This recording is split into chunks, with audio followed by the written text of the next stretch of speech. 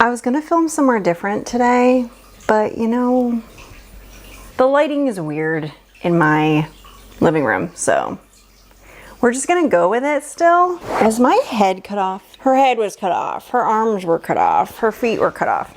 I'm just kidding. Anyways, hi, I'm Kayla. This is Wicked Book Talk, and we're gonna be weird and talk about some books and stuff. This is my April reading wrap up. Hold on. My cat's bowl is running. Like, they have like a fountain, and it's really loud. So I'm gonna go shut that off. And we're back. Okay, so I read 8 books. 4, 5. I read 8 books in the month of April, and I did better than I thought I was going to do. That's as good as I've done since December. December I read like 8 to 9 books. I DNF'd 1 book, but I did read half of it in December, so we'll count it. The month before that, the month of March, I only read 2 books. Awful, terrible. I think the month before that, I only read like 4 books. So anyways, this is the most books in a month that I've read since December 2022. So I did pretty good. I read 3 books on my Kindle. I have a vlog video coming, hopefully by the end of the week, and I read 3 books, well, 4 books in that. So 3 of these books I'm not going to tell you my rating of because I'm going to wait and reveal the rating in my vlog. So I'm just gonna give like a brief overview and kind of some general thoughts that I had on the book. First of the month, I started with my Sarah J. Maas continuation. I read all of ACOTAR, and I wanted more of her writing, so I went into Throne of Glass, knowing that she wrote it when she was very young, so the writing style is a lot different than ACOTAR is, and it's also not in the first person. It's a lot different of a story. It's not bad, it's okay. I just was bored. At the end of this one, The Crown of Midnight, I got a little bit more interested, but I felt like I just needed a break from Sarah J. Maas, from fantasy in general, so I finished it, but I didn't continue further than this. I want to say I gave this book a 4 stars. It was all right. It took me forever to read. There were some nights that I just like could not get into this book. I don't know why. It's okay. It's a good book. I just feel like I need to be in the right mindset to read like a fantasy novel like this. So I want to continue with the series. I just have other things that I want to read over this series. But by the end of the year, that sounds so dramatic. By the end of the year, I want to finish this series. And then hopefully by winter time, I'm into Crescent City. Though I've said this on my TikTok, Crescent City scares the living hell out of me. I don't know what it is. I think it's just everyone talking about like the first couple chapters and how wild they are. And it's just like info dump, and I don't know what it is. And like the girthiness of those books, like those are big boys. Like those are big books. I just don't think I'm ready for that yet. So if I can get through this series by the end of the year, I'll be happy. And if I can start Crescent City at the end of the year, cool. If not, that's gonna be like a January project of 2024 because I just can't even like think about that right now. But anyways, it was good. It's pretty much the series is about this girl named Selena. I'm pretty sure that's how you pronounce her name. It's just a continuation of the first book. If you haven't read the first book, essentially it's like she's an assassin, and it's very like Hunger Games-ish, except it's like almost like these trials that they have to do and they get eliminated, but then there's like a murder mystery happening, and then there's like a lot of magic going on and a lot of different, it's a fantasy novel. But anyways, this is like continuing on Selena's journey.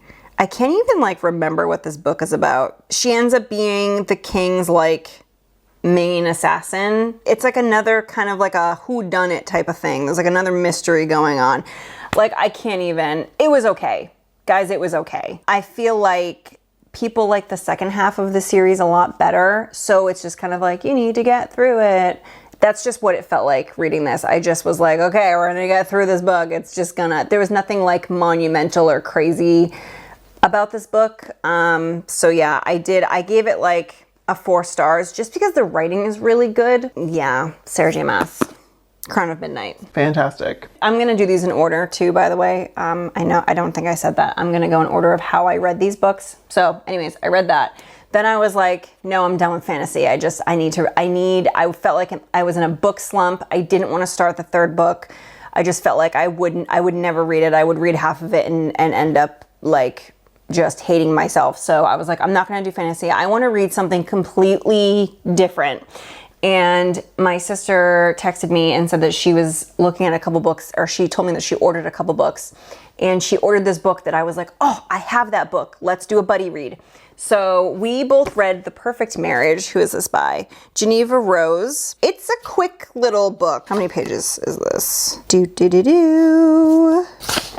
Get your shit together, Kayla. Come on. 334 pages. So this book was quick. Sorry, this is a thriller. This is domestic thriller. The first third of this book, I was in it. Also, sorry if the lighting is changing. The sun's coming out and then it hides, and then the sun comes out and then it hides. So it's whatever. I'm using natural light, so it's fine. I have seen this book everywhere, so I was like, I need to get it. I think I got it at BJ's, which is kind of like Costco, I guess. But I'm in the Northeast, so we have BJ's around here. That's like the closest equivalent, but they have a whole book section. Every time I go in there, I like check out what they have new for books, and they had this and it was like $11, so I bought it. But essentially how this book goes is it's dual POV. So what are the husband's name is, so the wife's name is Sarah. She's a defense attorney. She's 33, and then her husband's name is Adam, and he is a struggling writer. And essentially she like buys him a house that he can work on his writing. It's like a lake house that he can it's almost like a retreat for him that he can go and work on his writing. And she is always working. Always working. Like she's never home. It's almost like the roles are reversed because she's like this big, defense attorney. I feel like usually when you hear stories like that, or like fiction or reality, it's always like the guy that's never home. But anyways, she's never home. She pretty much dedicates her whole life to working. He ends up cheating on her and gets a mistress that he falls in love with. I mean, I guess he's in love with her. But on their wedding anniversary, she pretty much like works late, and so he stays at the lake house and has his mistress over, and then he decides that he is going to end up going home, and he feels bad, so he's going to be with her, after he cheats on his wife. I feel bad. I'm going to go home it's our anniversary. Like, his mistress is still asleep in bed, so he like writes her a note like, hey, the maids are coming in the morning, so just want to let you know. And he leaves, goes home, and then the next day, the wife, Sarah, she ends up going to work, and the police knock on his door because he's still home and pretty much tell him that he is under arrest for murdering his mistress. And what ends up happening is Sarah decides that she's going to be his defense attorney.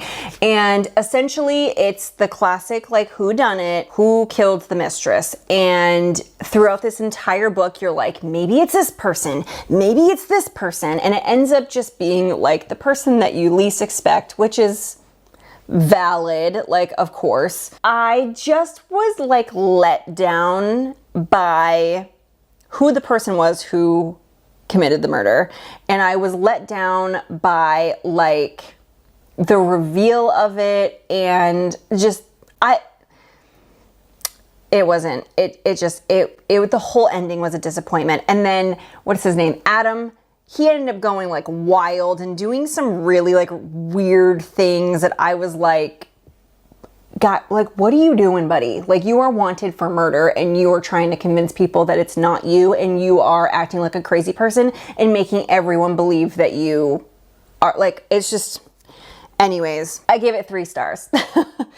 Will I read it again? No. It was a fun little book. It was a fun ride, and it was quick. And then when it was over, I was like, well, That was a good time. Anyways, perfect marriage. Because I was on my thriller kick, I decided that I was going to read another thriller. I read The Housemaid by Frida McFadden. This book I read so quick. Like, I loved everything about this book. I was just so enthralled, and I just kept going because I just had to know what the hell was going on. And essentially, it's this girl. What is the main person's name? What are we doing here? Millie? Is her name Millie?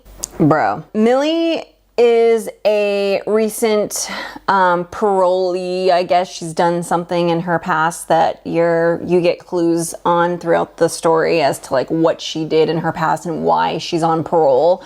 But essentially, she's living out of her car. She's looking for a job.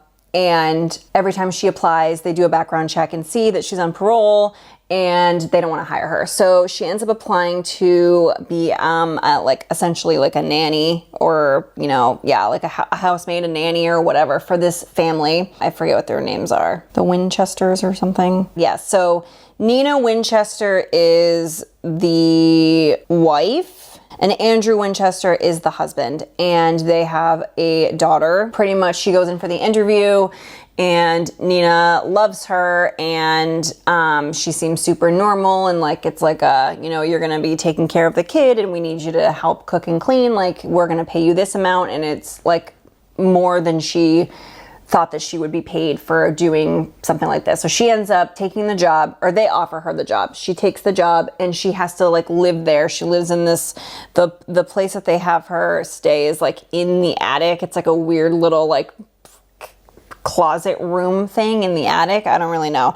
But anyways, so once she goes on, she you know, starts working as a nanny, and you just see Nina be like the most unhinged, crazy person ever, like to the point where I was like, this lady's wild. But you just want to like keep reading to figure out like what the heck is going on with this weird family. And then of course she ends up getting the feels for Andrew, the husband, and all of these like secrets and things unfold. I don't want to give too much of the plot away, but essentially that's the gist of it. You're just trying to figure out why, like what's going on with this family and what has happened here. Like something clearly has happened, something has gone wrong. There's a reason why Nina is the way that she is, and it goes through that whole thing. I couldn't put this book down. I needed to know what happened next. I thought the ending was great. The little twist at the end was good. And there is a second one that I have downloaded on Kindle Unlimited, so I'm hoping to read that this month because I just need to jump back into it, and pretty much the second book continues right on where Millie left off. But anyways, I rated this 4.5 stars and I really loved it. So yeah, that is The Housemaid by Frida McFadden. And she's got a bunch of other thriller books, and I'm gonna have to dive down like the Frida McFadden rabbit hole and see what else she's got, because I've heard that there's like a handful of really good books that she's written too. So I'm gonna have to see what these other books are about, because I really liked her writing and I just thought that they were great. So yeah, I read that. And then after that, those two thrillers, I decided that I was going to go down a YA path, and I ended up reading If He Had Been With Me by Laura Nolan, which I have seen everywhere. I've heard a ton of people talk about this book. I really, really, really liked it. I really enjoyed it. And I'm like that person that I feel like YA is not for me. I don't know, like I'm a grown adult and I'm like, why do I want to read like a YA book? And usually there's like no spice and all that. And I just like, I don't know, YA books, I just thought that they weren't for me. I read 2 this month and I loved both of them. So Autumn and Finn, they are like childhood friends and neighbors. They live next door to each other, and their moms are best friends. So she calls Finn's mom like auntie whoever, and vice versa. So they're just like a very much like involved in each other's lives from a young age. So they just like grew up together, and they're basically like faux cousins. Like that's just how they grew up. They do Christmas together and other holidays, and they go over to each other's houses when they need like milk and eggs and stuff like that.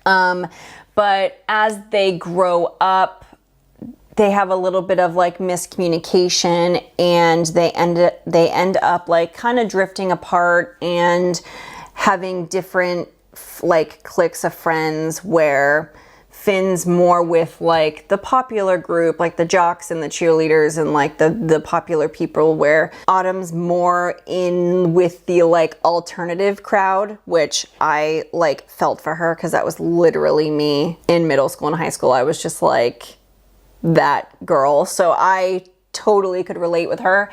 And the writing is so interesting and different.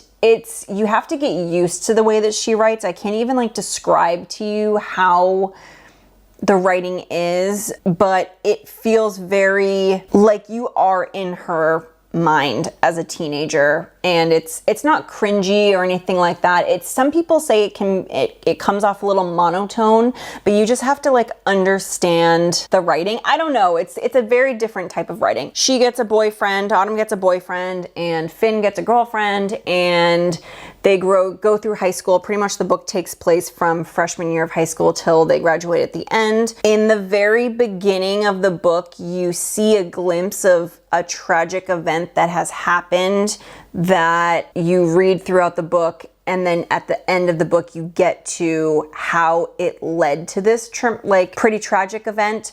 So it's one of those that like, you know, something bad's gonna happen, but you just have to read the book to figure out like how did they get there, essentially. Autumn and Finn, they grew up together, kind of having feels for one another, but not admitting to each other that they have feels for one another. And it's just like them going through their high school years with this weird miscommunication. I really, really liked this book. I thought it was sweet. The ending though was a little strange. The last chapter I felt was very out of place. The last chapter like didn't match up with the rest of the book. I don't know. I felt like it was like just a strange chapter. So for that reason alone, I did rate this 4 stars. It was not a 5-star read for me, but I really, really, really liked it and was surprised that I liked it for a YA book. So yeah, and that one's super popular. But anyways, that's what I thought of that book. And because I liked that YA book so much, I ended up reading another YA book, which is 1,000 Boy Kisses by Tilly Cole. This book was so heartbreaking, and I cried. Well, I got very teary-eyed 2 times in the first like half of the book, and then the ending, I just sobbed. I read the last end of this book and I closed, well, I read it on my Kindle. It's about this girl. See guys, I never remember the names. I'm so bad. Poppy. Okay, so Poppy and Rune. Poppy's grandmother is passing away. That whole chapter, like, and it's right in the beginning of the book, and that whole chapter just like got me. But as she's on her deathbed, she's talking to Poppy about her life and what an amazing life that she had. What made it great was her relationship with her husband, or her late husband, the grandfather. She got like 1,000 boy kisses from him, and she like explained that anytime he would kiss her, it felt like her heart was gonna explode, and that was like her favorite part of her life, essentially, was her living her life like with her late husband and getting kisses from him, I guess.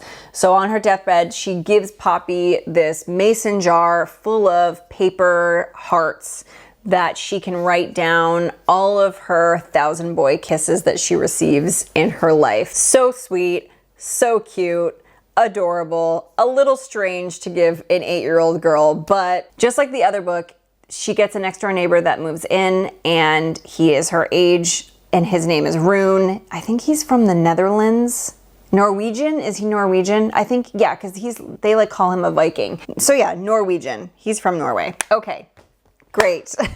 So he's got a little bit of an accent, and they meet each other, and he's very like standoffish, but she's like, you know, my grandmother told me that when you meet someone, you shake hands, and then now we're friends or something. And then from that moment forward, they are best friends. I think they met each other when they were like 5 or something like that. So when Poppy's grandmother passes away, she runs out to this cherry blossom grove that they have like near the house or something, and Rune is in there, and they talk to each other. Oh God, I'm so bad at giving descriptions about books, guys. I'm so sorry. This is like so chaotic. She tells him about the jar of hearts, the 1,000 boy kisses that she's supposed to collect in her life. And so he gives her her first boy kiss, and pretty much he's like, I'm gonna be the only person that gives you this 1,000 kisses. And they end up growing up together and just literally being the cutest soulmates. And then it jumps to when they're teenagers, I think when they're 15, they just like are so in love and just have like the cutest little relationship. And they've been collecting these boy kisses since the grandmother passed. And then they find out that Rune has to move back to Norway because his father has to go back to Norway for his job. So then they move away for a while, and they were going to do the long distance relationship thing, and he was like, I am going to come back here for you. Don't you worry. We're going to be together forever. I will be back. And something happens, and they just lose communication and don't talk to each other for a few years. And then I don't know if it's I think it's their senior year of high school. Rune ends up moving back to the same house right next door, and they haven't talked to each other in a very long time. And they both think that they hate each other because they haven't talked in so long. And it's just the story about them trying to rebuild the relationship that they once had. But now that Rune has moved back, his whole personality has changed, and he's not the same boy that she once knew. So it's almost like she has to kind of get to know him again. Like it's a lot of miscommunication, but it is how it turns out. It's very cute. And I literally sobbed and sobbed and sobbed at the end of this book. And yeah, it was great. I rated this 4.5 stars. I really, really, really liked it. So that's the second YA book. And I also, like I said, I read that on my Kindle, and it's Kindle Unlimited. So that was good. I want to say it's like 400-ish pages, but it's different on Kindle, so who really knows? Okay, so and then after that, I was like, I'm done with YA. I'm gonna read regular general fiction books. I want to read like weird books that I would never pick up otherwise. So I went to the bookstore. I did some research, and the next book that I read was My Year of Rest and Relaxation by Otessa Moshfegh. Moshfegh? I don't really know. I think that's, I don't know how you pronounce her last name. This book is beautiful. I love the cover. I love like the color of it, just everything about this book. This book is not super long. It is like 289 pages. The font's really big. So this book can be a quick read. This book I feel like took me longer to read than it should have, just because I was trying to like take in everything and just kind of like figure out what was going on and like comprehend like what this book was and like what I was reading. This book is satire, so it's like dark humor. It's like supposed to be funny, but it's like, sure, I guess. But essentially it's about this girl, she's the narrator. You have no idea what her name is. Like, she's unnamed. And she is just like this privileged girl. Her parents die. They have a ton of money. They leave everything to her, and she doesn't have to work. She doesn't have any, like, she has enough money to pay all of her bills and do everything that she needs to do. She worked at like an art gallery and got fired because she was being a crazy person. And she was like, you know what? I'm really depressed. I'm going to fix this myself, and I'm going to sleep for a whole year because that makes sense. Like, she goes to see this crazy psychiatrist who needs to lose their license, and the psychiatrist, Dr. Tuttle or something, I forget what her name is. The psychiatrist is wild in this book. She prescribes her like a million different pills that she uses to self-medicate essentially, and she tries to sleep for a whole year. She's got this crazy best friend that she hates. There's this guy that she's like on and off seeing that she hates him, but she also feels like she wants to be with him too, even though he's terrible to her and wants like nothing to do with her. It's a wild ride. I didn't know what to think about this book. It was very strange. I rated it Oh my God, I don't want to tell you what I rated it. This is one of the books that I read for my vlog, so I'm not going to rate this as of right now, but it was weird. Yeah. I am interested in some of the other books that she's written though. Like I want to read, oh God, what is that one called? It's got like a lamb on the front. It's something weird. I don't know, but I do want to read. She's like got a few other really weird books that look interesting. That was My Year of Rest and Relaxation by Otessa Moshfegh. And then after that, I read Bunny by Mona Awad. This is another book in that vlog that I read that I'm not going to rate, but I will tell you some brief thoughts. Also satire, so it's supposed to be like haha funny. Yeah, so this girl Samantha, it's okay, so let's rewind. This book is satire. I've heard some people say that this book is also horror. This book is not horror. Like there's nothing horror to me about this book. So if you're not a horror fan, you can read this just fine. It's more satire, and I also saw online that they consider this dark academia because she goes to like this elite college and she's going for like English lit or something. Like she's going to school for writing, like creative writing or whatever. And she does this workshop, and in the workshop there's these girls that are like a clique, and they all call each other Bunny, and it's really weird. And in the beginning of the book, she like makes fun of them. She's like, these bitches, like they're just annoying and whatever. But they're in her workshop, and then she ends up getting like close to them, and then they like invite her to their own workshop that they do called the Smut Salon, which is so weird and strange. But after hanging out with them alone, she kind of figures out that they're like into some weird stuff, and she kind of like gets in over her head essentially with this. Yeah, her best friend tries to like reel her back and is like, what are you doing, buddy? Like, why are you joining this weird clique of girls that you said that you hated? But anyways, this book was tough to get into. The writing is very strange. I had some audiobook credits, so I ended up getting the audiobook for this and listening to it while reading, and that helped me pay attention to what was going on a lot better. However, if you listen to the audiobook by itself, it's gonna be tough because in the book, she will be talking to someone and there'll be like normal dialogue. She'll also be imagining herself in like a conversation that's not happening, that's in italics. So when you're listening to it, you're kind of like confused, like, wait, what? Like, is she actually saying this? But if you're reading it, you can see that whatever dialogue is in italics is like just her imagination. So if you're gonna listen to it, I would listen to it and read it together. I wouldn't just listen to it by itself. Yeah, once I got to the ending of this book, I really wanted this book to end differently. I wanted it to just be like a big fever dream.